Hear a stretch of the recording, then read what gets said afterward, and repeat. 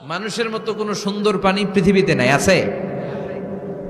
গরু দেখবেন সবগুলোর চেহারা একরকম, কুকুরের অলমোস্ট সব কুকুরের কেন্দ্রীয় চেহারা এক, সব ছাগলের কেন্দ্রীয় চেহারা এক, কিন্তু একটা মানুষের সাথে আরেকটা মানুষের চেহারা মিলে? আমার সাথে হুজুরের চেহারার মিল আছে, হুজুরের সাথে ভাইয়ের, ভাইয়ের সাথে আপনার। 700 কোটি মানুষ নাকি পৃথিবীতে এখন আছে। এই 700 কোটির সাথে একটার লগে আরেকটার মিলে? কত 700 কোটি ময়রা কবরে ভূতে হয়েছে, একটার সাথে আরেকটার মিল ছিল? আরো কত 700 কোটি যে কিয়ামতের আগে আসবে, একজনের সাথে আরেকজনের চেহারার কোনো মিল খাবে? এরপর আপনি হিউম্যান অ্যানাটমি নিয়ে গবেষণা করেন, পায়ের পাতা থেকে শুরু করে মাথার তালু পর্যন্ত একটার পর একটা অঙ্গ এমন ভাবে আল্লাহ তৈরি করেছে, পৃথিবীর কোন ডিজাইনারের কোন ডিজাইন দ্বারা এটাকে মাপজোক আর পরিমাপ করা সম্ভব না। চিল্লায় বলেন ঠিক কিনা? এজন্য আল্লাহ বললেন, লাকাদ খালাকনাল ইনসানা ফি আহসানি তাকওয়িম। মানুষকে চমৎকার আকৃতি দিয়ে তৈরি করেছে কে? আমাদের যেই অঙ্গটা ঠিক যেখানে বসানো দরকার, ঠিক সেই অঙ্গটা আল্লাহ তাআলা ওইখানেই বসিয়েছে, ঠিক কিনা? আল্লাহর সৃষ্টির মধ্যে কোনো খুঁত ধরার, ভুল ধরার ক্ষমতা কারো আছে? এক লোক বট গাছের তলায় বসে বিশ্রাম নিচ্ছে, আর বট ফল দেখে অবাক যে এত মোটা বট গাছ, ফলগুলো এত ছোট। বট ফল ছোট হয় না নাকি এত বড়? আর পাশেই ছিল কুমড়া গাছ, লাউ গাছ। আল্লাহরে গালে দিতেছে, আল্লাহর কি রুচি! চিকন চিকন কুমড়া গাছ, চিকন চিকন লাউ গাছ, এত বড় ফল, আর ইয়া মোটা বট গাছ, এতটুকু ফল। আল্লাহর গালি দিতে দিতে ঘুমায় গেছে। আল্লাহরে গালি মারতে মারতে কখন যে ঘুমায় গেছে নিজেও জানেন। হঠাৎ একটা বট ফল পড়ছে একেবারে নাকে, লাফ দিয়ে উঠেছে। উঠে দেখে নাক দিয়ে রক্ত বেরোচ্ছে, ব্লিডিং। নাকের রক্ত মুছে আর পড়তে আরম্ভ করছে আলহামদুলিল্লাহ। কি পড়ে? মনে মনে কয়, আল্লাহরে কেন গালি দিলাম? ওই কুমড়া যদি এইখানে হইতো, ওই লাউ যদি এইটার উপরে হতো, কুমড়া যদি একটা নাকের উপরে পড়তো, আমি নিজেই কুমড়া হইয়া যাইতাম, ঠিক কিনা? সুবহানাল্লাহ পড়েন। মা খালাকতা হাযা বাতিলা। এমনি এমনি আল্লাহ কিছু বানায় নাই, যেখানে যেটা যতটুকু দরকার সেটা করে দিয়েছে কে? চোখ যেখানে থাকা দরকার চোখ দিছে কে? নাক যেখানে দরকার নাক দিছে কে? চোখ কান এদিকে না হইয়া যদি অন্যদিকে হইতো সুবিধা হইতো? চোখ দুইটা মনে করেন এদিকে নাই, আছে এদিকে, এদিকে একটা চোখ, এদিকে, সুবিধা হইতো?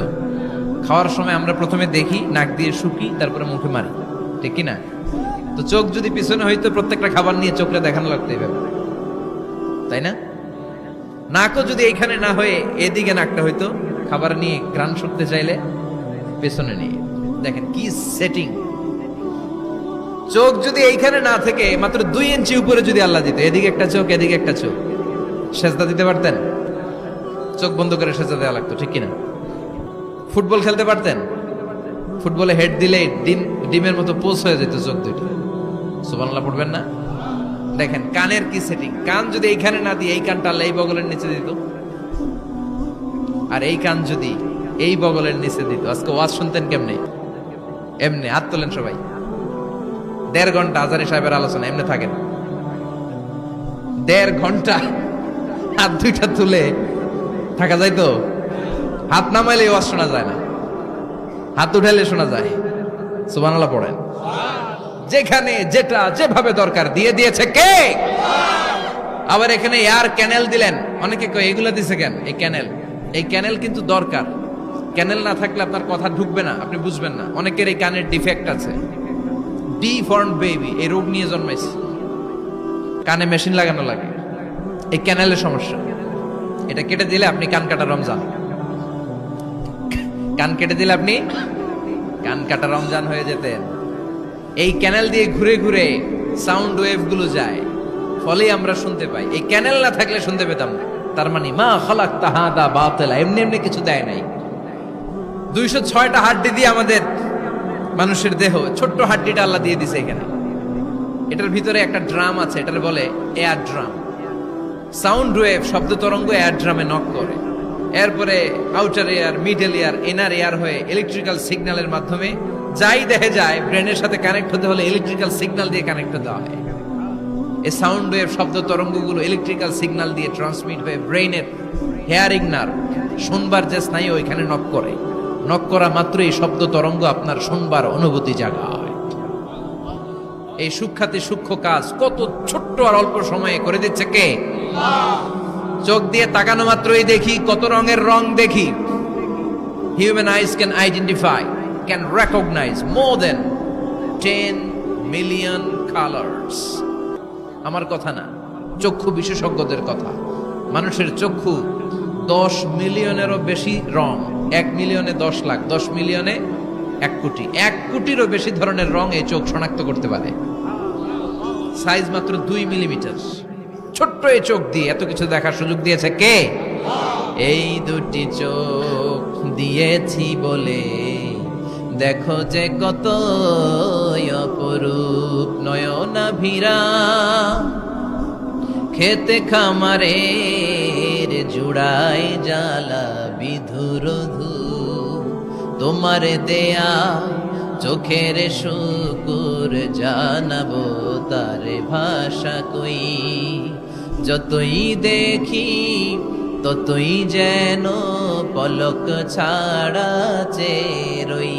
সুবহানাল্লাহ পড়ে, যতই দেখি ততই যেন পলক ছাড়া চেরই। এভাবে আমাদের দেহের প্রতিটি অঙ্গ সেটআপ করেছে কে? আল্লাহু আকবার। এজন্য রব্বুল আলামিন বলেন, লাকাদ খালাকনাল ইনসানা ফি আহসানি তাকওয়িম, আমি মানুষকে সবচাইতে সুন্দর আকৃতিতে তৈরি করেছি। সুবহানাল্লাহ। আমরাই শুধু মাথা উঁচু করে দাঁড়াতে পারি, গরু এরকম মাথা উঁচু করে দাঁড়াতে পারে?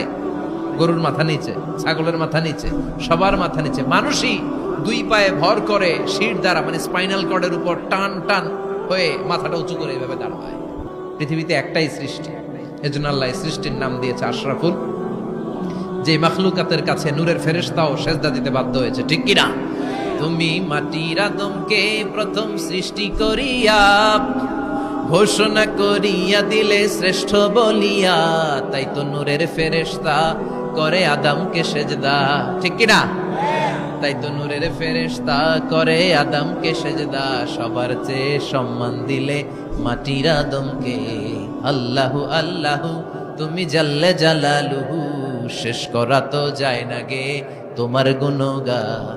আল্লাহু আল্লাহু, সুবহানাল্লাহ পড়েন। আশরাফুল মাখলুকাত বানালেন। এত বৈচিত্র্য মানুষকে আল্লাহ দিয়েছেন, বিবেক দিয়েছেন, আবেগ দিয়েছেন, বাক শক্তি, কথা বলার ক্ষমতা। কোন প্রাণীর আছে? সুবহানাল্লাহ কইবেন না? বিবেক দিয়েছেন, আবেগ দিয়েছেন, বাক শক্তি দিয়েছেন, উপলব্ধি করবার মতো ক্ষমতা দিয়েছেন। আশরাফুল মাখলুকাত বানিয়েছেন এই মানুষকে।